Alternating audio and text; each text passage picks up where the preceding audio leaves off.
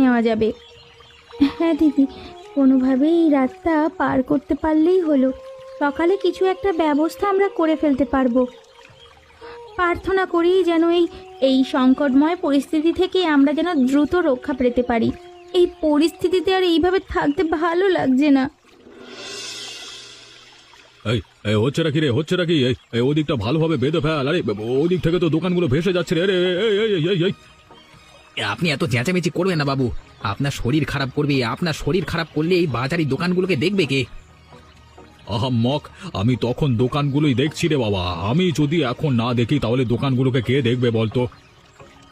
আপনি এত চিন্তা কেন করছেন? আমি তো আছি, আমি দেখবো সব দোকানগুলোকে। তুমি যে কত সামলাতে পারবে আর কত যে নিজের চোখে দেখবে তা তো আমি নিজের চোখে দেখতে পাচ্ছি। কোনো জায়গা একটা ভালোভাবে কাজ দিয়ে হয় না, চিন্তার শেষ নেই।